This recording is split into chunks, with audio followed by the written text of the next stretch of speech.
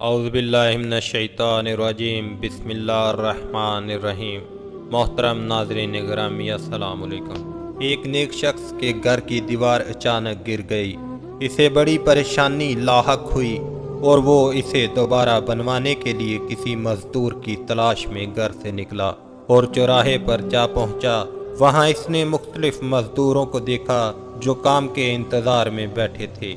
इनमें एक नौजवान भी था जो सबसे अलग थलग खड़ा था। इसके एक हाथ में थैला और दूसरे हाथ में शीशा था। इस शख्स का कहना है कि मैंने इस नौजवान से पूछा, क्या तुम मजदूरी करोगे? नौजवान ने जवाब दिया, हाँ। मैंने कहा, गारे का काम करना होगा। नौजवान कहने लगा, ठीक है, लेकिन मेरी 3 शर्तें हैं। अगर तुम्हें मंजूर हो तो मैं काम करने के लिए तैयार हूँ। पहली शर्त ये है कि तुम मेरी मजदूरी पूरी अदा करोगे। दूसरी शर्त ये है कि मुझसे मेरी ताकत और सेहत के मुताबिक काम लोगे। और तीसरी शर्त ये है कि नमाज के वक्त मुझे नमाज अदा करने से नहीं रोकोगे।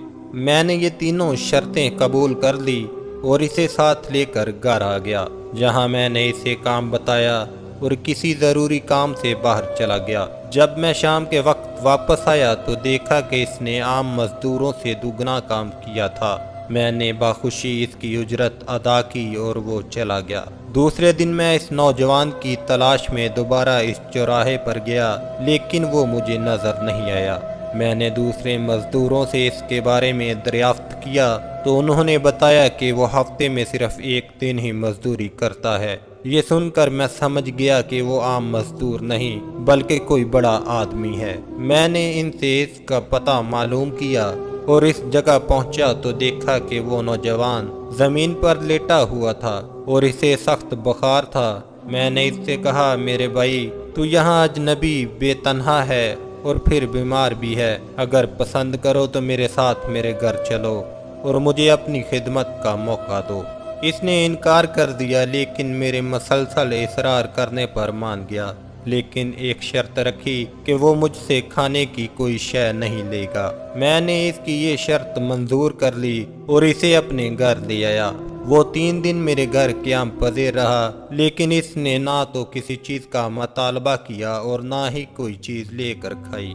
चौथे रोज़ इसके बुखार में शिद्दत आ गई तो इसने मुझे अपने पास बुलाया और कहने लगा, मेरे भाई, लगता है कि अब मेरा आखिरी वक्त करीब आ गया है, लिहाजा जब मैं मर जाऊं तो मेरी इस वसीयत पर अमल करना। जब मेरी रूह जिस्म से निकल जाए तो मेरे गले में रस्सी डालना और घसीटते हुए बाहर ले जाना और अपने घर के इर्द गिर्द चक्कर लगवाना और ये सदा देना कि लोगों, देख लो, अपने रब ताला की नाफरमानी करने वालों का ये हशर होता है। शायद इस तरह मेरा रब मुझे माफ़ कर दे। जब तुम मुझे गुस्ल दे चुको तो मुझे इन्हीं कपड़ों में दफन कर देना। फिर बगदाद में खलीफा हारून और रशीद के पास जाना और ये कुरान मजीद और अंगूठी इन्हें देना और मेरा ये पैगाम भी देना कि अल्लाह रब्बुल इज़्ज़त से डरो।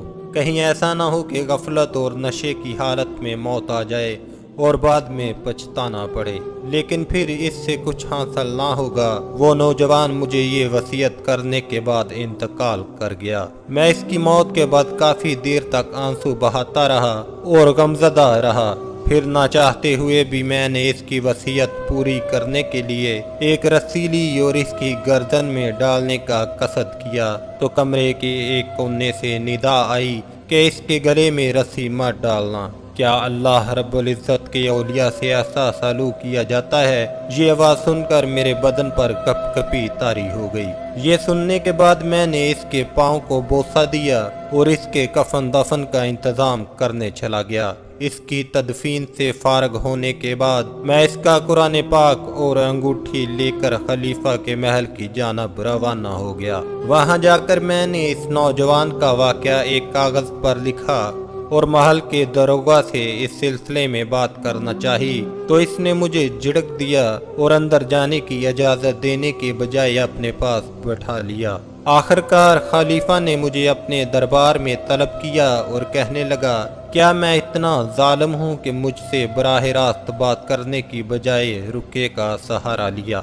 मैंने अर्ज की, अल्लाह ताला आपका इकबाल बुलंद करे।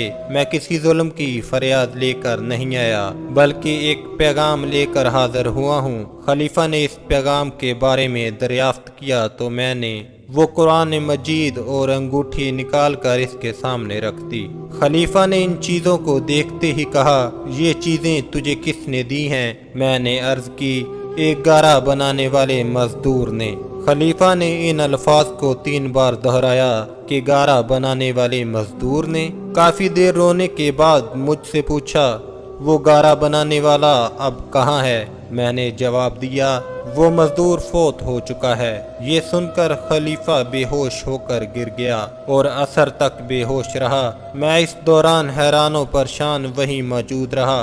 फिर जब खलीफा को कुछ आफाका हुआ तो मुझसे दरियाफ्त किया, इसकी वफात के वक़्त तुम इसके पास थे। मैंने इस बात में सर हिला दिया तो कहने लगा, इसने तुझे कोई वसीयत भी की थी। मैंने इसे नौजवान की वसीयत बताई और वो पैगाम भी दे दिया जो इस नौजवान ने खलीफा के लिए छोड़ा था। जब खलीफा ने ये सारी बातें सुनी तो मजीद गमगीन हो गया और अपने सर से अमामा उतार दिया, अपने कपड़े चाक कर डाले और कहने लगा, ए मुझे वसीयत करने वाले, ए मेरे जाहदो पारसा, ए मेरे शफीक। इस तरह के बहुत से अलकबात खलीफा ने इस मरने वाले नौजवान को दिए और मसलसल आंसू भी बहाता रहा। ये सारा मामला देखकर मेरी हैरानी और परेशानी में मजीद इजाफा हो गया कि खलीफा एक आम से मजदूर के लिए इस कदर गमज़दा क्यों है। जब रात हुई तो खलीफा ने मुझसे इसकी कब्र पर ले जाने की ख्वाहिश जाहिर की तो मैं इसके साथ हो गया। खलीफा चादर में मुंह छुपाए मेरे पीछे पीछे चलने लगा। जब हम कब्रिस्तान में पहुंचे तो मैंने एक कब्र की तरफ इशारा करके कहा, आली जान, ये इस नौजवान की कब्र है। खलीफा इसकी कब्र से लिपट कर रोने लगा। फिर कुछ देर रोने के बाद इसकी कब्र के सरहाने खड़ा हो गया और मुझसे कहने लगा, ये नौजवान मेरा बेटा था, मेरी आंखों की ठंडक और मेरे जिगर का टुकड़ा था। एक दिन ये रक्स व शरूर की महफिल में गुम था कि मकतब में किसी बच्चे ने ये आयत करीमा तलावत की, जिसका तर्जुमा कुछ इस तरह से है कि क्या ईमान वालों को अभी वो वक्त ना आया कि इनके दिल झुक जाएं अल्लाह की याद के लिए। जब इसने ये आयत सुनी तो अल्लाह ताला के खौफ से थर थर कांपने लगा और इसकी आंखों से आंसू जारी हो गए और ये पुकार पुकार कर कहने लगा, क्यों नहीं, क्यों नहीं। और ये कहते हुए महल के दरवाजे से बाहर निकल गया। इस दिन से हमें इसके बारे में कोई खबर न मिली, यहाँ तक कि आज तुमने इसकी वफात की खबर दी है। अजीज दोस्तों, वीडियो पसंद आए तो इसे लाइक और शेयर ज़रूर कर दें और इस चैनल को ज़रूर सब्सक्राइब कर दें। अल्लाह हाफिज़।